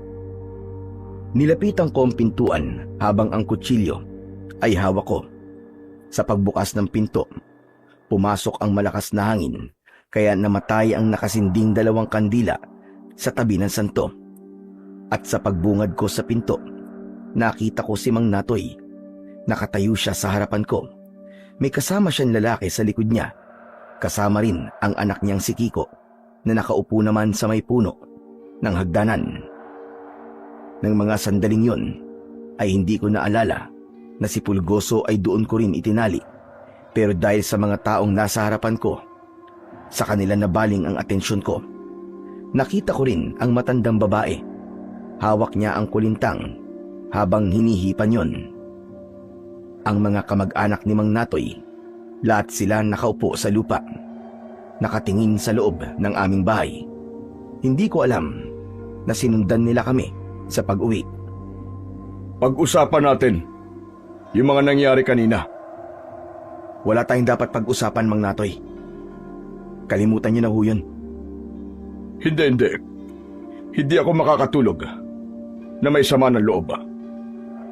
Dahil mapilit si Mang Natoy, lumabas ako ng pintuan at sa balkonahe kami nag-usap. Ipinakita ko sa kanila na hindi ako natatakot sa kanila habang ang aking kutsilyo ay nakatago pa rin sa aking likuran. Bukas na lang po tayo mag-usap, Mang Natoy. Pupunta naman ako sa bayan eh. Doon na tayo mag-usap. Magpapahinga na po kami. Napansin ko na natigilan si Mang Natoy habang hihit-hit sana ng sigarilyo. Nakatingin siya sa loob ng bahay namin. Kaya nang sundan ko ang kanyang tingin ay nakita kong sinisindihan ulit ni Amelia ang kandilang namatay kanina gamit ang posporo. Kaya nang muling kumalat ang liwanag sa mukha ng santo, napansin ko na parabang pumikit si Mang Natoy, saka umatras ng konti na parabang nagtago siya sa madilim na bahagi ng balkonahe. Ganon din ang kanyang mga kasama. O sige, hihintay kita bukas. Mag-uusap tayo. Tumalikod siya sa akin at umalis kasama ang kanyang mga kamag-anak. Isa-isa silang umalis sa bakuran ko, habang ang matandang babae naman ay naiwan na nakatayo sa madilim na bahagi ng bakuran. Nakasuot siya ng balabal na itim, na ang labas lang ay ang kanyang muka. Nakatingin siya sa akin habang patuloy sa pagtugtog ng kulintang. Tumigil ang matandang babae sa pagtugtog na parabang bumulong siya sa hangin habang nakangisi. Kay bago, dagsimoy daggabi. Yun ang pagkakaunawa ko sa sinabi niya. Habang malayo siya sa akin, malikot ang mga mata ng matandang babae. At dahil sa kakaibang kilabot na nararamdaman ko ng mga sandaling yon, isinarado ko ang pintuan at pumasok ako sa loob ng bahay namin. Nang maisara ko ang pinto, ay narinig kong tinawag ako ng aking asawa. Marco! Marco! Agad akong nagpunta sa loob ng aming silid at nadatnan ko siya na hinihilot ang sarili niyang tiyan. Nakaupo siya sa gilid ng katre habang namimilipit sa labis na sakit. Marco! Masama ang pakiramdam ko. Masakit na masakit ang tiyan ko. Pakiramdam ko ang init ko. Dala ng labis kong pag-aalala sa aking asawa. Hinaplos ko ang tiyan niya. Hinilot ko rin ang kanyang ulo. Kaya nalaman ko na nilalagnat si Amelia. Pupunasan na lang kita ng basantela At bukas na bukas din, maghahanap tayo ng albularyo na gagamot sa'yo. Baka kasi malapit ka ng mga anak, kaya sumasakit ang tiyan mo. Nahiga si Amelia sa katre at inihanda ko naman ang tela para basain at ipunas yon sa kanya. Nang matapos ko ang pagpupunas sa katawan niya, ay nahiga na rin ako sa tabi niya. Dala ng pagod, ay agad akong nakatulog. Kinabukasan, hinasa ko ang itak na dadalhin ko sa pagpunta ko sa bayan. Pinaghandaan kong muli ang pagkikita namin ni Mang Natoy. Siniguro ko na matalas yun. Sinipat ko at hinawakan ang talim ng itak. Ngunit isang malakas na sigaw ang narinig ko mula sa pintuan sa labas. Boses yun ni Amelia. Takot na takot. Kaya naman, dala ng pag-aalala ko, tumakbo ako papunta sa pinagmumulan ng boses ng aking asawa. Nadatnan ko siya na umiiyak. Nanginginig ang kanyang mga kamay. Amelia? Ano nangyari? Ano nangyari, mahal? Magsalita ka! Amelia! Hindi sumagot ang aking asawa. Sa halip, itinuro niya ang alaga namin na si Pulgoso. Nanlaki ang mga mata ko nang makita ko ang pugot na ulo ni Pulgoso. Nakatusok yun sa matulis na kawayan habang ang dugo ay nakakalat sa lupa. Bakit hindi ko yun naisip? Mahal na mahal ni Amelia si Pulgoso, kaya gano'n na lang ang iyak niya. Niyakap ko siya ng maigpit. Bumakas ang galit sa aking muka. Alam ko na si Mang Natoy ang may gawa nun sa aso namin. Marco! Marco, ang aso natin! Pinatay nila! Huminahon ka. Huminahon ka lang, Amelia. Halika, pumasok muna tayo sa kusina. Inalalayan ko siyang maglakad patungo sa kusina. Saka kumuha ng isang basong tubig at ipinainom yun sa kanya. Kita ko pa rin ang panginginig sa kanyang kamay. Kaya mas lalong umusbong ang galit ko para kay Mang Natoy. Kaya naman, hinanda ko ang aking itak. Isinuksok ko yun sa aking bewang. Pupuntahan ko na si Mang Natoy at mananagot siya sa pagpatay niya sa aking alagang aso. Isang plano na hindi ko sinabi kay Amelia. Lumapit ako sa harap ng altar. Hinawakan ko ang mukha ng rebulto, saka pumikit. Sa unang pagkakataon, ay nagdasal ako sa Panginoon na sana ay gabayan niya ako sa gagawin ko. Yun din ang unang pagkakataon na nagtiwala ako sa Panginoon, habang si Amelia naman ay nagtataka sa ikinikilos ko. Teka, Marco! Saan ka pupunta? Dito ka lang, Amelia. Huwag kang sumama. Hintayin mo ako, may aayusin lang ako. Marco! Umalis na lang tayo dito! Hindi ko pinansin ang sinabi ng asawa ko. Buo na ang pasya ko. Napapatayin ko si Mang Natoy dahil sa ginawa niya sa aso ko at para matigil na rin ang panggugulo niya sa amin. Habang nakatingin ako sa aking asawa, biglang napako ang paningin ko sa martilyo na nakapatong sa ibabaw ng lamesa. Hindi ko alam na para bang nakita ko na kumislap yun. Pero hindi ko nalang pinansin at kinausap ko si Amelia. Mahal, babalik ako. Huwag kang mag-alala. Mabilis lang ako ron. Hindi ko na hinintay na magsalita pa si Amelia para pigilan ako. Agad na akong umalis sa bahay at iniwanan ng aking asawa. Pagkalipas ng ilang minuto na paglalakad, nakarating ako sa bahay, aliwan. Nakatayo ako sa harap ng bahay. Napansin ko na tahimik ang paligid sa mga oras na yon. Para bang walang tao. Pero dahil galit na galit ako, mabilis akong pumasok sa loob ng bahay. Nakita ko ang bulag na matandang lalaki. Nagulat ito sa biglang pagpasok ko habang pinakikinggan ang kilos ko sa loob. Nasaan si Mang Natoy? Hindi kaagad nakapagsalita ang matandang lalaki, kaya inulit ko ang pagtatanong sa kanya. Habang papalapit ako sa kanyang kinatatayuan, hindi ko rin inaalis ang paningin ko sa kanya. Saan ko makikita si Mang Natoy? Huwag ka nang maghanap ng gulo. Nasaan si Mang Natoy? Hindi ako sinagot ng matanda. habang pilit siyang lumilinga sa paligid na para bang balisa. Halata ang takot sa kilos ng matanda. Halos pabulong ang pagsasalita niya na para bang iniingatan nito na merong makarinig sa pinag-uusapan namin. Umalis na kayo ng asawa mo rito. Hindi mo ba alam na ang lahat ng mga taong nakatira rito ay mga aswang? Walang aswang-aswang sa akin. At walang aswang sa lugar na to. Kaya mabuti pa, ituro niyo sa akin kung nasan si Mang Natoy. Aswang sila. Aswang na tiktik na pumapatay sa mga babaeng buntis. Kaya hinaan mo ang boses mo, Marco. Naririnig nila tayo.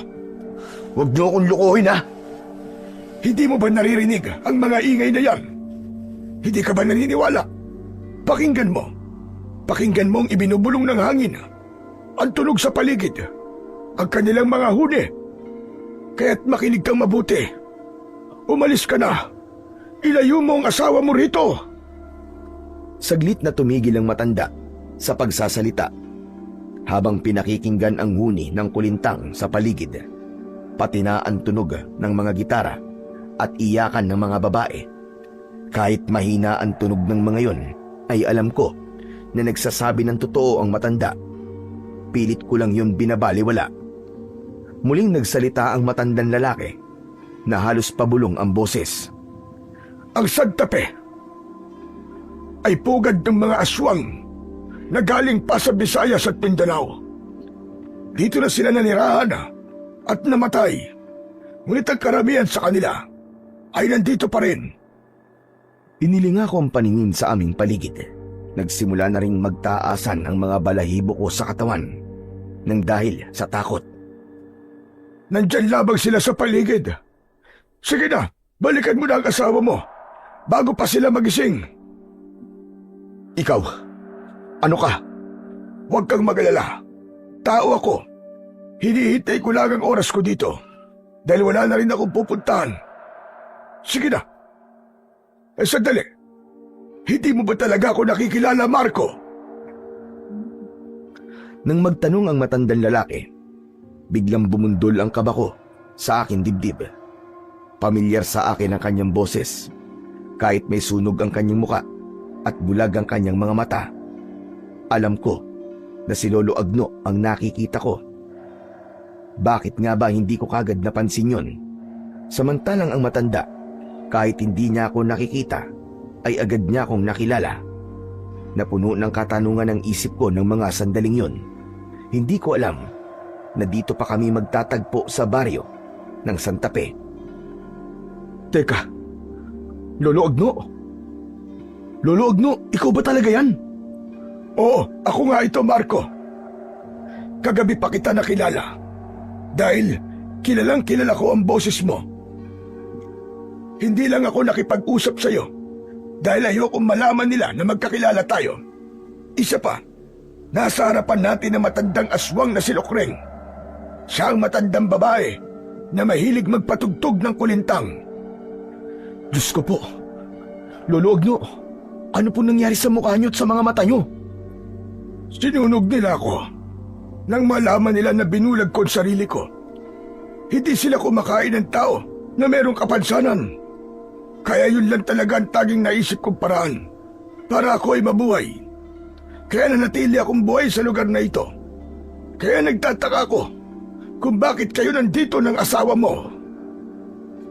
Dito po kami nakabili ng lupa.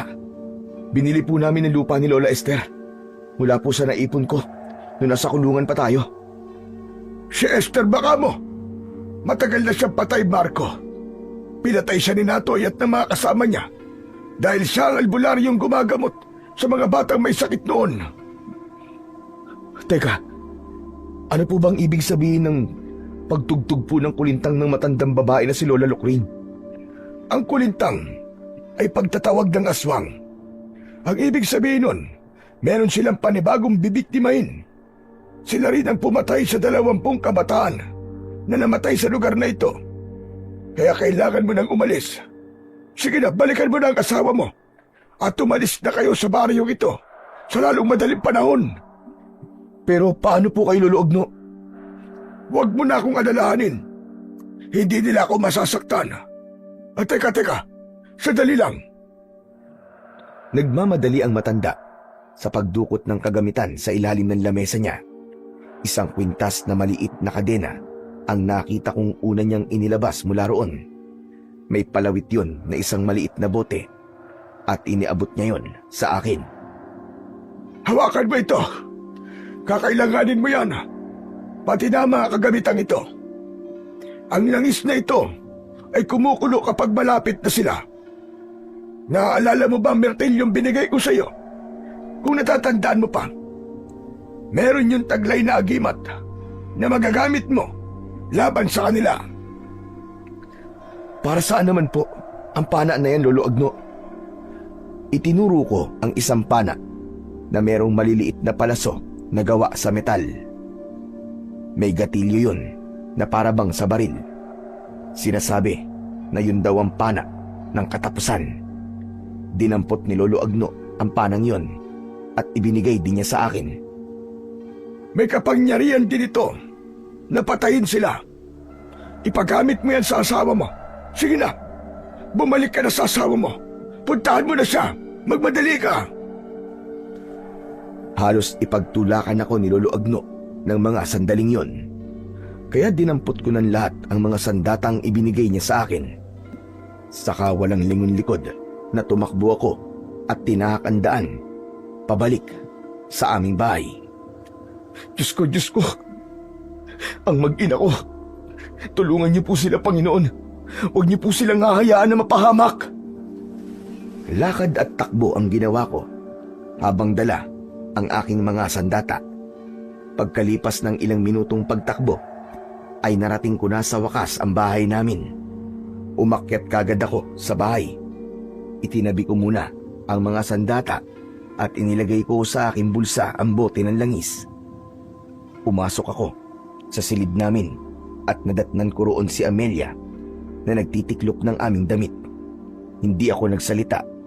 Agad ko siyang tinulungan sa pag-iimpake. Nagtataka naman ang aking asawa sa pagmamadali sa kilos ko. Teka, ano ba nangyayari? Natatandaan mo pa ba? Ang matandang sunog ang muka at bulag na tumulong sa akin nung gabing nagsuntukan kami ni Mang Natoy. Oo, bakit? Anong tungkol sa kanya? Hindi ka maniniwala, Amelia. Siya si Lolo Agno ang nagbigay sa akin ng martilyo sa kulungan. Dito pala siya nakatira. At si Lola Esther na nagbenta sa atin ng lupa.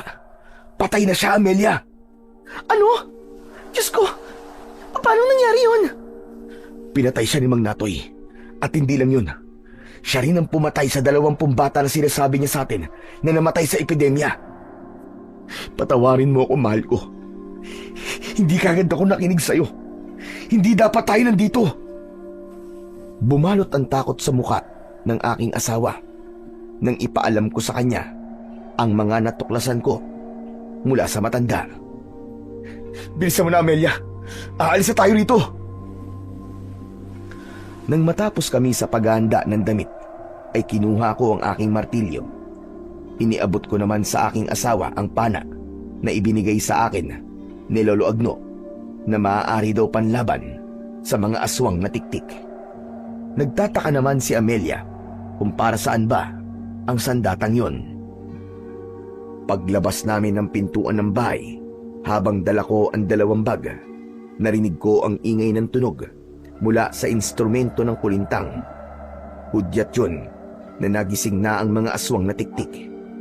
Dinukot ko ang bote ng langis sa aking bulsa at itinaas ko yun sa ere. Kitang-kita namin ni Amelia kung gaano kalakas ang pagkulo ng langis sa loob ng bote. Palatandaan yun na may aswang sa paligid. Pero hindi ko muna yun ipinaalam sa aking asawa dahil ayoko na lalo siyang matakot. Anak ng putya, mukhang di na tayo makakaalis sa baryong to, Amelia. Ha? Anong ibig mo sabihin? Nasa paligid lamang sila nagbabantay. Binabantayan nila mga kilos natin. Anong gagawin natin, Marco? Takot na ako rito. Wala tayong ibang magagawa kundi ang harapin sila. Hihintayin ko ang pagbabalik nila. Tumingala ako sa bubong ng aming bahay. Ibinaba ko ang dala kong mga bag, saka inalalayan si Amelia na pumasok sa loob ng aming kwarto. Tinignan ko ang bawat sulok ng aming bahay. Dito ka lang sa loob ha? May gagawin lang ako saglit sa labas. Tumango ang aking asawa. Mabilis akong umalis sa kanyang harapan dahil iniiwasan ko ang kanyang pagtatanong. Pagkalabas ko ng bahay ay nagpunta naman ako sa kakawyan at kumuha ng mga sanga ng kahoy na may katamtamang sukat para gagawin kong mga sibat. Dinala ko ang mga yon sa loob ng bahay at inilapag ko sa sahig ang mga yon. Tumingin sa akin si Amelia na kanina pang nagtataka sa mga kinikilos ko. Mahal, tulungan mo ko. May gagawin tayo. Mabilis namang kumilos ang aking asawa. Kahit tirap siya sa pag-iipon ng mga nakuha kong kahoy ay kinaya niya ng walang reklamo. Hindi na niya kinontra ang mga desisyon ko. Gumawa ako ng kulungan para sa aking asawa. Iniligay ko yon sa aming silid para kung sakaling mapasok kami ng mga aswang ay hindi kagad siya masasaktan. Ibinigay ko sa kanya ang langis at panak, habang ako naman ay tinulisan ko ang dulo ng mga kahoy na pinutol ko para gawing sibat. Wala kaming imikan na mag-asawa. Buong araw na inayos namin ang bahay, saka inihanda ang mga sandata. Nakasuksok sa aking bewang ang itak at martilyo.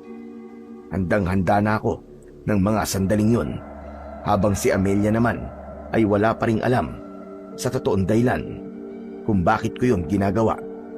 Iniisip pa rin niya na si Mang Natoy ang pinaghahandaan namin. Pagsapit ng gabi, nagbago ang simoy ng hangin, pati ang ingay sa paligid. Marco? Anong ingay na yun?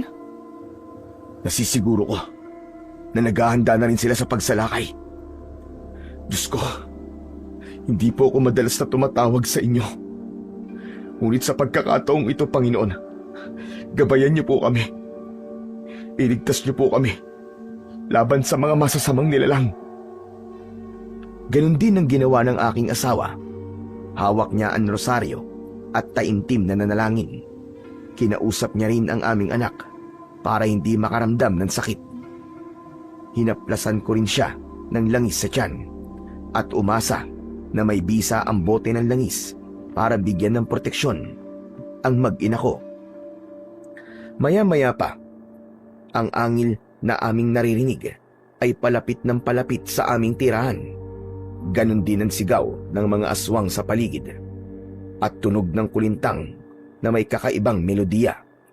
Naniniwala ko na udyat na yon ng pagsalakay ng mga aswang na tiktik sa bahay namin. Panay ang silip ko sa bintana. Inaabangan ko ang pagdating nila. Marco, bakit hindi pa tayo umalis kanina? Pagkakataon na sana natin yun. Hindi mo ba nakita ang langis kanina? Indikasyon yun na malapit lang sila sa bahay natin. Kung umalis tayo kanina at sa daan nila tayo inatake, wala tayong magiging laban sa kanila, Amelia. Pero kung nandito tayo sa loob ng bahay, kahit papano, mahihirapan silang pasukin ka dito. Pero, hindi pa rin tayo ligtas sa bahay na to, Marco. Umalis na rin tayo rito. Naririnig mo ba ang mga tunog na yun? Sila yun. Naghihintay lang sila ng tamang pagkakataon. Sino ba sila? Sino sila, Marco? Hindi ko talaga naiintindihan eh. Diretsahin mo na nga ako. Ano ba talaga ang nangyayari? Mga aswang. Ang mga aswang na tiktik, Amelia. Sina Mang Natoy at ang lahat ng mga taong nakatira sa lugar na to. Lahat sila mga aswang na tiktik. Malapit na silang sumalakay sa atin. Tama ka sa kutob mo. Kakaiba nga ang lugar na to at pinamumugaran ng santapi ng mga aswang. Ano? Sinabi ko naman sa'yo, di ba? Hindi ka kasi nakikinig sa akin eh. Huwag na tayong magsisihan. Tsaka tama ka. Hindi dapat tayo nagpunta sa lugar na to. Dapat nakinig ako sa'yo nung una pa lang. Hindi ko naman alam na mangyayari to eh. Pero wala na tayong magagawa. Nandito na tayo. Inilagay ko sa panganib ang buhay niyo. Tumayo ako at lumapit kay Amelia. Niyakap ko siya ng mahigpit, kaya umiyak siya nang dahil sa labis na takot. Takot na din ako nung mga oras na yon.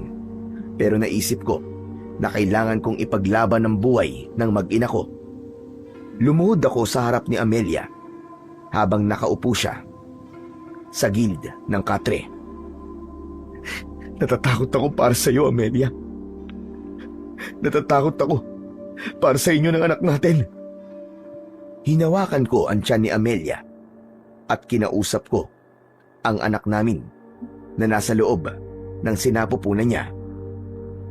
Anak, pasensya ka na. Pagpasensyaan mo na si Papa. Hindi ko sinasadya, anak. Hindi ko ba ipaliwanag ang takot na nararamdaman ko sa mga sandaling ito, anak? Pero sana, makinig ka kay Papa, ha? Pakinggan mo ako mabuti. May umaaligid sa atin. Hindi tao, anak, kundi mga aswang. Marco, tama na yan. Umalis na tayo rito. Bilisan na natin. Iniharang ko ang daliri ko sa labi ng asawa ko para bigyan siya ng babala na huwag niyang lakasan ang kanyang boses. Malakas kasi ang pandinig ng mga aswang na tiktik. Yun ang sabi ni Mang Agno. Kaya halos pabulong akong magsalita. Sige, pero aalis tayo rito ng buhay, Amelia. Basta't makinig ka at maniwala ka sa akin. Walang mangyayaring masama sa atin. May awa ang Diyos. Tutulungan niya tayo na makaalis dito ng buhay. Pinahawakan ko mabuti kay Amelia ang bote ng langis. Kahit nanginginig ang mga kamay dahil sa takot, maigpit naman niyang hinawakan ang bote. Amelia, makinig ka. Kailangan kong tulong mo. Kailangan kong kooperasyon mo. Pilitin mo maging matatag para sa anak natin. Yumuko ako sa mga kamay ng asawa ko at marahan ko yung hinalikan bilang pagsusumamo. Nang maramdaman ko ang palad ng aking asawa, saka lamang napanatag ang loob ko. Napapikit ako at ipinagdasal ko sa Panginoon ang aming kaligtasan. Maya-maya pa, bigla akong napatayo nang marinig ang malakas na alulong ng mga aso sa paligid. Kasunod ng ingay ng pag-angil. Pagsilip ko sa bintana, nakita ko ang pangkat ni Mang Natoy. Kakaiba na ang kanilang mga itsura. Tumayo sila sa harapan ng bakuran namin habang nakahanay. Nakalitaw ang kanilang mga pangil at nakalaylay ang mahahaba nilang mga dila. Matataas ang kanilang mga ulo, mahahaba rin ang kanilang mga tenga, pulang-pula ang kanilang mga mata. Sabay-sabay silang umangil na parang hudyat ng paghahamon nila ng laban. Ngumisi si Mang Natoy na tumutulo pa ang malapot niyang laway. Marco, ang langis! Nakita ko na malakas na kumukulo ang langis sa loob ng bote na hawak ni Amelia. Muli kong ibinaling ang aking paningin sa labas ng aming bahay.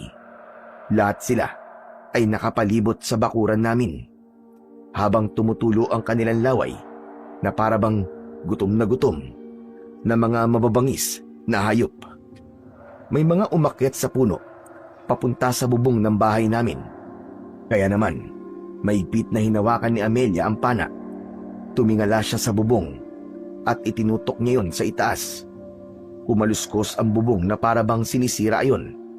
Ako naman ay inilabas ko ang martilyo habang nananatili sa aking bewang ang itak. Pareho kaming nagulat ni Amelia nang masira ng isang aswang na tiktik ang bubong ng bahay namin. Ngunit matapang na pinana yun ni Amelia. Tinamaan ang aswang sa muka, dahilan para mahulog siya sa lupa, habang ako naman ay hinarap ang aswang na dumaan sa bintana. Pinalo ko siya ng martilyo sa ulo kaya nagulat ako nang biglang masunog ang katawan ng aswang. Totoo nga, may kakayahan nga ang martilyo na pumatay ng mga aswang. Isa nga tong agimat. Dahil sa sandatang yon, nawala ang pag-aalala ko. Lahat ng pumasok sa aming bahay ay minartilyo ko ang ulo. Muli kong isinuksok ang martilyo sa aking bewang at itak naman ang ginamit ko. Dahil marami na ang umatake sa amin, bawat wasiwas ko sa ere ng itak ay tinatamaan ko sila ng taga.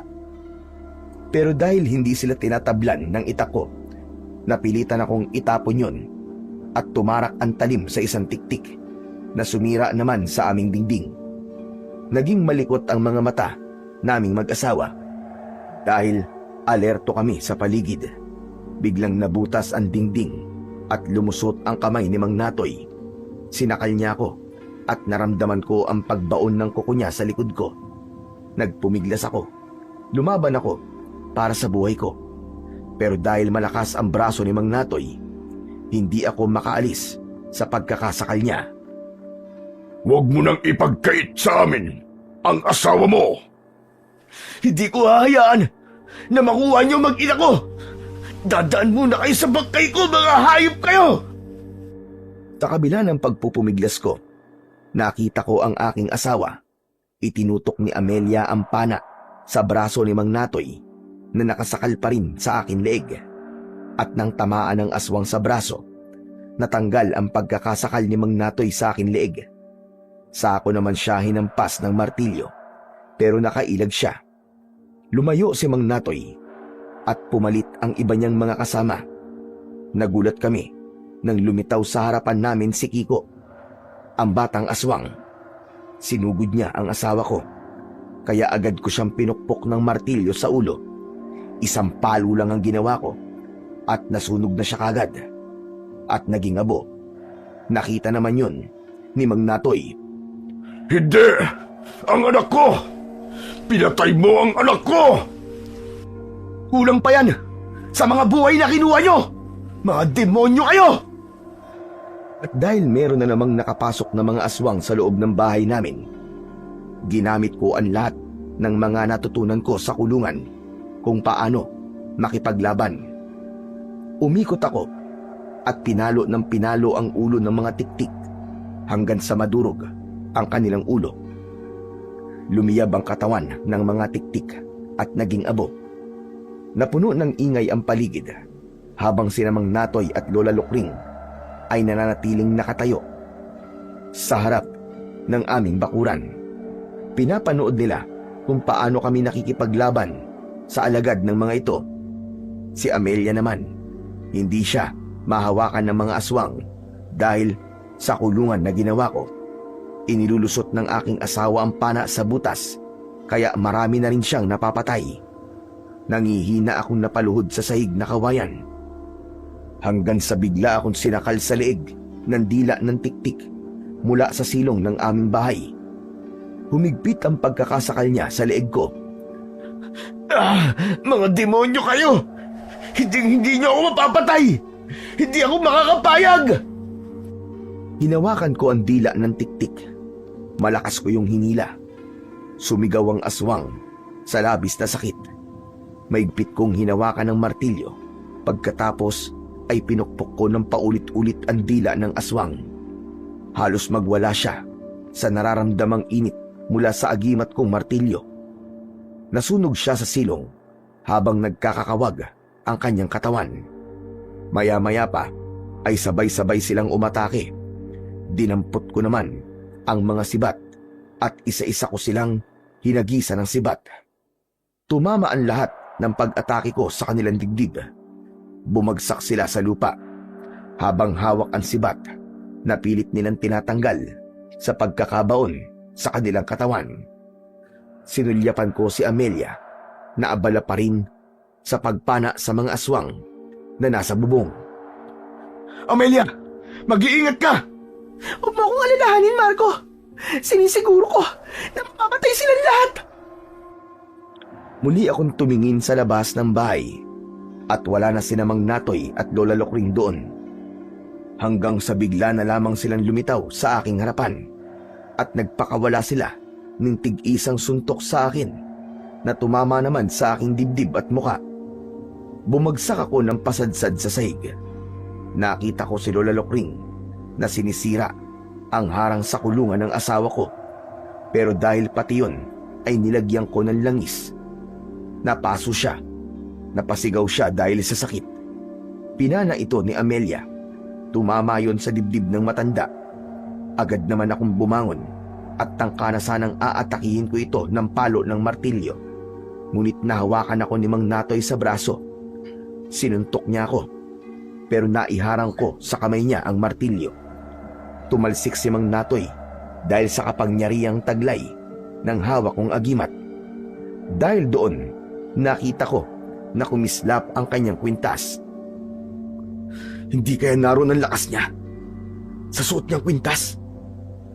Sinubukan kong lumapit sa kanya at nakipaglaban ng mano-mano kay Mang Natoy, pero biglang naagaw ang atensyon ko nang sumigaw si Amelia.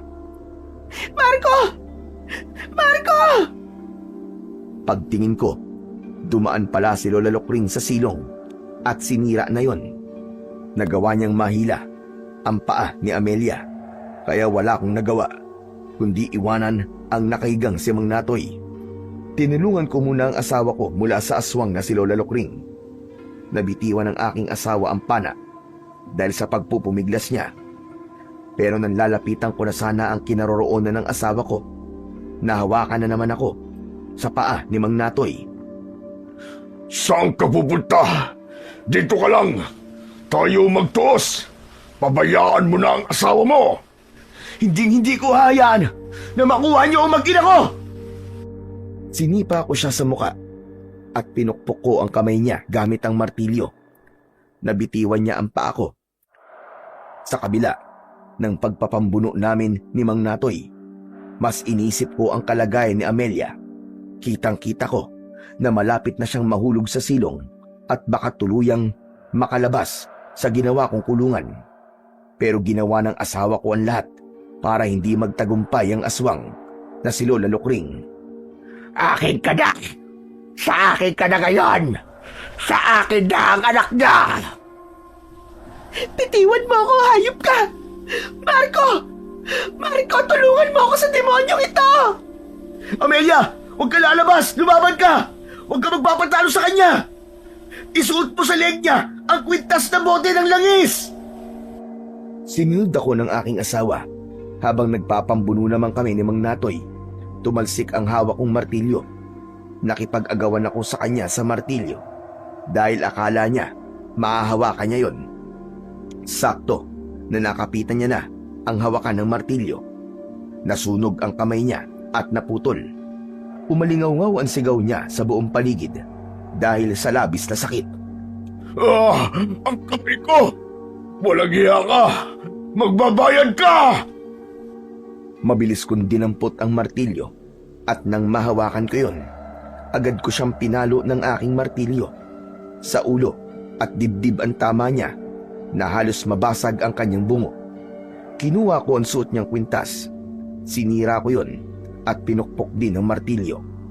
Saka lang gumapang ang apoy sa katawan ni Mang Natoy habang nagkikikisay ang katawan hanggang sa tuluyang nasunog at naging abo. Kasunod ng pagkamatay ni Mang Natoy, lumiyab din ang katawan ni Lola Lokring dahil nagawa ng asawa ko na maisuot niya ang kwintas sa leeg ng aswang. Nagkikikisay ang katawan ng aswang na si Lola Lokring habang binabalot siya ng makapal na usok. Saka unti-unting nilamon ng apoy hanggang sa tuluyan ng matunaw ang kanyang katawan. Kumalat ang apoy sa sahig na nagsisimula ng tumupok sa bahay namin. Lumiwanag ang hawak kong martilyo at ang liwanag na yon ang pumatay naman sa ibang mga aswang na tiktik na nasa labas pa rin ng bahay.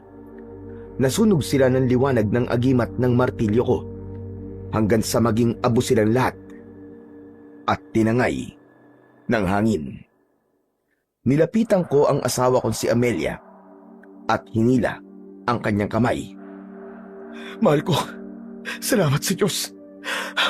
Halika na, lumabas na tayo ng bahay. Malapit na masunog ang bahay natin.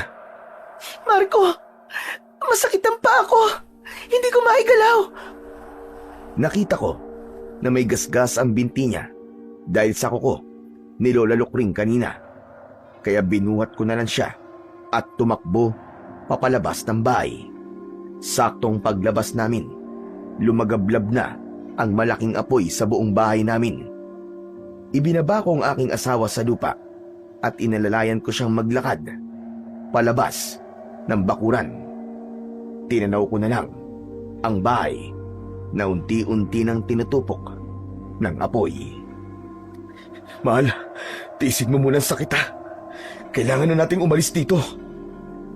Hila ko ang kamay ng aking asawa at lumabas kami ng bakuran habang ang alipato mula sa nasusunog naming bahay ay nagsimulang kumalat sa hangin. Inakala ko na napatay na namin ng mga aswang, pero nagulat kami sa biglang paglitaw ng isang tiktik. Mukha siyang paniki na pasuray-suray sa paglalakad papalapit sa aming kinaroroonan, pero biglang lumitaw sa likod ng aswang si Lolo Agno. Binuhusan niya ng langis ang ulo nito.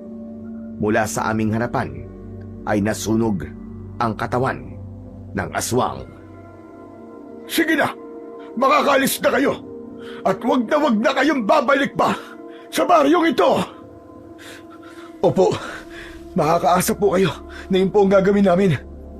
Lolo Agno, maraming salamat po sa lahat ng tulong nyo. Utang ko po sa inyo ang buhay naming pamilya. Sino siya, Marco? Sino siya? Siya si Lolo Agno, ang nakasama ko sa kulungan at may-ari ng martilyo may agimat. Siya yun na ang martilyo ni El Marco. Ibinigay ko na yan sa'yo. Sige na, ligtas na kayo. Kaya maaari na kayong umalis. Bumalik na kayo kung saan man kayo nanggaling. Mabilis naming tinaak ang daan palabas ng baryo ng Santa Fe. Sa isang tahimik na paligid ay nakahinga kami ng maluwag. Natakasan na namin ang impyernong lugar na yon. Ganun na lamang ang pasasalamat namin sa Poong May Kapal. Hanggang sa inabutan na nga kami ng pagliwanag sa daan. Madumi ang aming damit. May mga sugat sa katawan at walang sapin ang aming mga paa. Ngunit kahit ganon, nagkaroon ako ng kapanatagan dahil alam naming ligtas na kami. Marco, paano tayo sasakay ng bus pabalik ng Batangas? Huwag kang mag-alala, mahal ko. Palagi nagpapadala ang Diyos ng mga taong may mabubuting kalooban para tayo ay tulungan. Nakangiti ako ng mga oras na yon dahil muling bumalik ang pagtitiwala ko sa Diyos. Palagi kong aalalahanin ang mga nangyari sa amin upang maalala ko kung paanong naging mabuti sa amin ang Panginoon. Iniligtas niya kami sa kapahamakan at natalo pa namin ang mga aswang na tiktik. Tahimik kaming naglakad hanggang sa makarating kami sa gilid ng daan kung saan kami ibinaba ng lalaking naghatid sa amin sa lugar na yon. Hindi nga nagtagal, biglang tumigil sa tapat namin ang isang lalaking nakasakay sa kalabaw. Teka, mahal, tignan mo. Hindi ba't siya rin yung sinakyan natin na magpunta tayo rito? O diba sabi ko sa iyo eh. Ipinadala siya ng Diyos sa atin para tulungan tayo, mahal. Pagtingin namin sa mukha ng lalaki, ay nakangiti siyang nakatingin din sa amin. Sinabi niya na dumaan daw muna kami sa bahay niya para makapagpalit ng damit. Dahil doon, nagkaroon kami ng pagkakataon para maikwento sa kanya ang mga nangyari sa amin. Nakilala namin ang lalaki sa pangalang Mang Rodel. Nang makarating kami sa bahay ni Mang Rodel, inasikaso niya kami ng gusto. Ginamot ang mga sugat namin. Binigyan kami ng sapin sa paa at pera na pamasahe, kalakip ang isang numero ng kanyang telepono sa Batangas. Maraming salamat po sa kabutihan niyo, Mang Rodel. Tatanawin po namin ito na isang malaking utang na loob. Nakangiting tumango sa akin si Mang Rodel at inihatid kami hanggang sa sakayan ng bus. Hindi nga po nagtagal ay nakauwi na kami sa Batangas. Natanggap na kami ng aming mga magulang nang malaman nila kung paano akong nakipaglaban sa mga aswang para lamang protektahan ang aking mag-ina. Pagkatapos ng mga nangyaring yon, hawak ko pa rin ang bote ng langis na ibinigay sa akin ni Lolo Agno. Ganon din ang mahiwagang martilyo na may agimat. Sa kasalukuyan po ay kasal na kami ni Amelia at magkasundo na ang mga magulang namin. Biniyayaan kami ng anak na lalaki na pinangalanan ko naman na Agno. Sunod sa pangalan ni Lolo Agno. Ang pinakamasayang nangyari po sa buhay ko ay ang bumalik kami sa Batangas. Nagkita ulit kami ni Mang Rodel at natuklasan ko na isa pala siyang mayaman na nagmamay-ari ng isang malaking kumpanya ng patahian sa Batangas. Binigyan niya po ako ng trabaho bilang isang supervisor sa kanyang kumpanya. Bagay daw yun sa akin para matakot daw sa akin ang mga pasaway niyang empleyado. Ipinaramdam niya sa akin na kahit labas ako ng kulungan ay meron pa rin akong karapatan na magtrabaho ng maayos at marangal na hindi hinuhusgan ng iba. Kaya naman, sinuklian ko ng kabutihan ang mahalagang tulong na yon sa akin ni Mang Rodel. At syempre, higit sa lahat, nagpapasalamat ako sa Panginoong Diyos na siyang naging dahilan ng mga kabutihang nangyayari sa buhay ko. Sana po ay kapulutan po ng aral ng ibang naliligaw ng landas ang istoryang ibinahagi ko sa inyong programa. Gagamitin ko rin po itong pagkakataon upang masabi sa taong napatay ko na kahit wala na siya sa mundong ito, sana malaman niya at marinig niya saan man siya naroroon na lubos po akong nagsisisi sa mga nagawa kong kasalanan at habang buhay ko pong pagbabayaran yon sa paraan ng paggawa ko ng kabutihan at pagtulong sa aking kapwa. At muli, marami pong salamat sa pagbabasa. Sana po ay marami pa pong magpadala ng kwento sa inyong programa. Lubos pong nagpapasalamat, Marco.